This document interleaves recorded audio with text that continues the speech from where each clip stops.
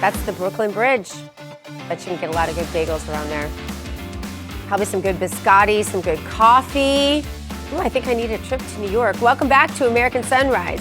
I'm Dr. G. Thanks for joining us. It is time now for today's health news, sponsored by the Wellness Company. And under the microscope today, the CDC confirming the first human case of screwworm ever reported in the U.S. Officials say the patient is from Maryland and had just returned from a trip to Guatemala. Doctors discovered the New World screwworm, which is a parasite that lays eggs underneath the skin and can be deadly if left untreated. The case was confirmed earlier this month by CDC testing and quickly investigated by the state health and agricultural officials.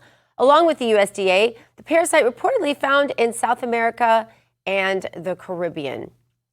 A new administration in Washington, D.C. has brought a lot of positive changes when it comes to fixing our broken healthcare system. The reality, though, there's only so much government can do. And if we really want to make America healthy again, it starts at home with each of us. And that's where the Wellness Company comes in. You see and hear from their doctors all the time on this network, and you know that their products are the gold standard when it comes to keeping you safe and healthy. The Wellness Company gives you the opportunity to make sure you're prepared for whatever comes your way with their series of prescription medical kits. These kits contain an assortment of life-saving medications and guidebooks to assist in the use of the meds in the kit. Additionally, the Wellness Company offers a variety of products from parasite cleanses to methylene blue to weight loss and so much more. All of these can help you stay healthy and live longer and a more satisfying life. Make America healthy again. It starts at home, you guys. Do your part. Protect the health of yourself and your family. Go to twc.health/RAV. Today, give it an order. That's twc.health/RAV. Use the promo code RAV. It'll save you 10%, David. And I know it does. How do you know if you have this screwworm? See, that's what I want to know. What does it look like under the skin? You're asking me? I don't know. I have a screw loose. I don't have a screw worm. Ultimate authority on all things screwworm. Someone must have told me that. I don't. Oh, no, really? Did someone tell you that? Yes. Go to the screwworm expert, David Brody, joining us now on American Sunrise. No, that's not me. All right, well, for another day, I guess. Let's turn our attention now, Gina, to our nation's capital, where President Trump floated the idea of the death penalty for killers in Washington, D.C. Take a look. Anybody murders something in the Capitol, capital punishment, capital punishment. If somebody kills somebody in the Capitol, Washington, D.C., we're going to be seeking the death penalty. And that's a very strong preventative. And everybody that's heard it agrees with it. I don't know if we're ready for it in this country, but where you have it, it is, we have no choice. So in D.C. and Washington, states are going to have to make their own decision. But if somebody kills somebody, like you could have been killed, very lucky you didn't get killed, it's the death penalty, okay? He is one of a kind. He really is. Definitely one. Hi, Gina. He's one of a kind. For more, let's bring in Daily Signal columnist Jarrett Stepman. Jarrett, I tell you what, one thing I'm sorry, I always like to try to find the humor and stuff, but, leave it to Trump to just say, Washington, D.C., the capital punishment, capital punishment. Just the way he did that just kind of made me laugh. Anyhow, all right. So the Supreme Court nullified the death penalty in D.C. back in '72.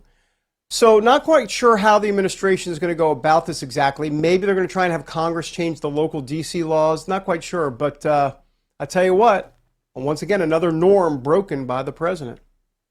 Yeah, and that was done under the Warren Court that was quite radical, actually, in the 1970s. And I do believe that Congress would be able to step in if it so chose and change the law. But I think actually President Trump is trying to generally send a message that the crime that's happened in the nation's capital is no longer going to be tolerated. I think he's actually, in some ways, I think he's replicating what he saw in New York in the 1990s under Mayor Giuliani. New York used to be extremely crime-ridden. Hollywood was obsessed with the crime in Gotham.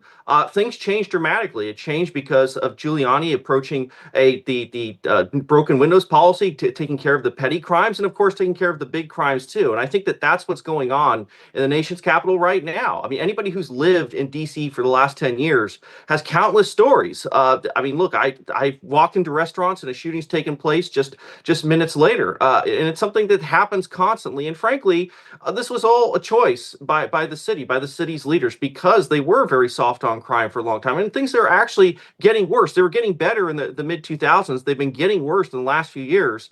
And this is sending a message that this is no longer going to be tolerated. This is the federal city. If the local authorities can't fix the problem, then Congress is going to take its rightful place. The federal government is going to take its rightful place, step in, and finally fix it. This can't go on any longer. And I think that's the right call. And he's trying to have his sort of Giuliani moment on crime, because it's polling very well, and it's something that Americans very much want. Mm-hmm. And it's working. I think right. Most importantly of anything, it's actually working. Jared, I want to talk to you just a little bit about this whole Cracker Barrel situation. They are now bringing back their old logo after facing backlash. Trump also weighed in on this, taking to Truth Social. Trump said Cracker Barrel should go back to the old logo, admit a mistake based on customer response, and manage the company better than ever before. They got $1 billion worth of free publicity if they play their cards right. Very tricky to do, but great opportunity. Yada, yada. Said a lot about it. I want him to be a winner again.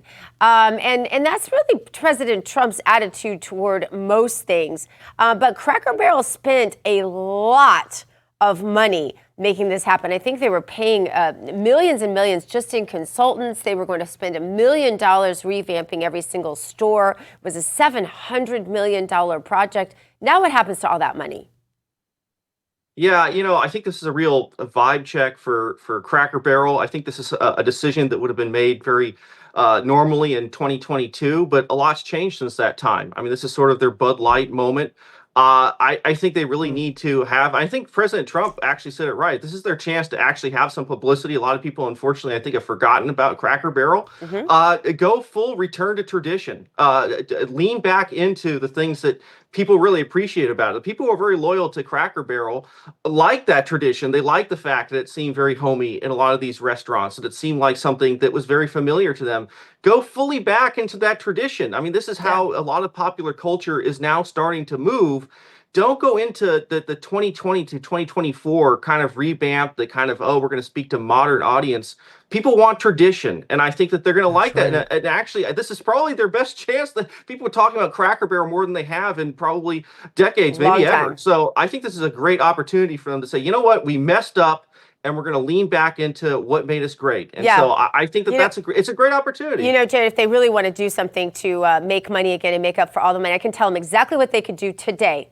They can start cooking in tallow and take the dyes out of their food, and they would be at the top. And it wouldn't affect their taste. You could do home-cooked meals with tallow. And so anyway, Jared, thank you so much for being with us. Thank you very much. Appreciate it. Thanks, Coming up, it's a woke story of the most unusual kind. A New York school district reportedly ready to rumble on Long Island over a team mascot. Where will this go? We have the details next on American Sunrise.